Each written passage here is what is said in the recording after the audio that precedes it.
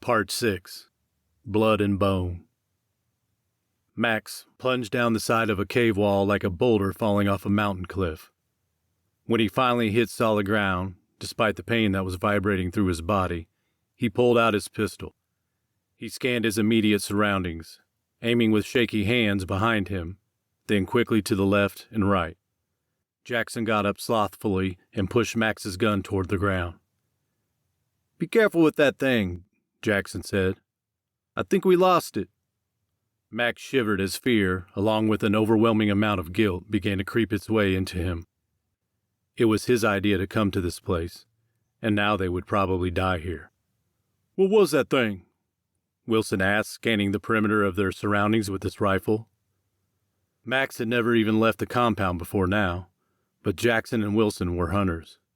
They had experience in bearing that he didn't. They could remain calm in intense situations. He had to grab his hand to keep it from shaking. He didn't even want to come into this mission, but it was the only way to get Colton to agree. Jackson yanked him out of his thoughts. "You need to start explaining things," Jackson said. "Jackson, we should keep moving," Wilson said, pointing towards the tunnel. "We need to regroup with the others." "Move," Jackson said. He pushed Max to the wall ahead of him. He was probably just as mad as Colton. Johnny was dead, and he had been one of them, a hunter. Max hadn't known the man as well as they had. Now he was dead. They traveled through the dark tunnels, light orange light coming from the minerals defined in the walls. They had only walked a few meters when they reached the next cavern. It was large and had a cylindrical shape. Stone steps spiraled to the top, which was several meters high. The intersecting layers seemed to lead to openings to more tunnels and caves. "These steps look man-made," Wilson said. The vitals of Colton, Alea, and Chavez had disappeared from their face masks. "Siri, locate the others," Max said. He took a seat on the bottom stone step to relax from the pain he was enduring. "Out of range," the robotic feminine voice said. "So, Mr. Overseer, are you going to clue us in on what's going on?" Jackson asked. Max could hear the anger in his voice. "I sent a team out to investigate the rock before," Max said. "We know," Wilson interrupted. "Colton's girl was on that team, right?" "Yes, but we never heard back from them, so we assume they never made it through the storm wall. They were declared killed in action." "So you bet our lives on the off chance we make it through?"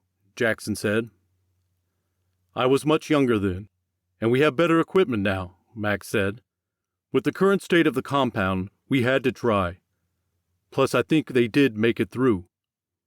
"But you just said," Wilson started. "I know what I said," Max responded. "Not all. I think some. Or maybe just one made it through." "And why do you think that?" Wilson asked. "Because we received a distress signal." "What was in the distress signal?" Jackson asked. "A message. Beware the Téreta." "What the fuck is a whatever it was you just said," Wilson said. Jackson yanked Max the same way Colton had earlier, lifting him. "You knew there was creatures in here and you didn't warn us? Does Colton know?" Jackson demanded. "Know what?" Max groaned. Jackson plopped Max into the stone steps. "Does he know any of the stuff you just told us?" "Why do you think he came?" Max said. A lie in the form of a question to redirect Jackson's anger. A roar cut through the cave, and before any of them could respond, something flew past them. A hulking and pale gray creature with rock-like skin stood at the top of the steps. Its body and face were covered in bones, with blood and meat dripping from them, and in its hand it carried a large bone that was shaped into a blade. Something stuck in the wall behind them caught Max's eye. It was 3 sharpened bones tied together. He felt a hand tug on his shoulder and turned as Jackson pulled him into the tunnel. He looked back to see Wilson's head falling from his body. The creature's weapon had sliced it off. Max shuddered as he could only watch as the creature jumped down, crushing Wilson's corpse under its feet. "Run!"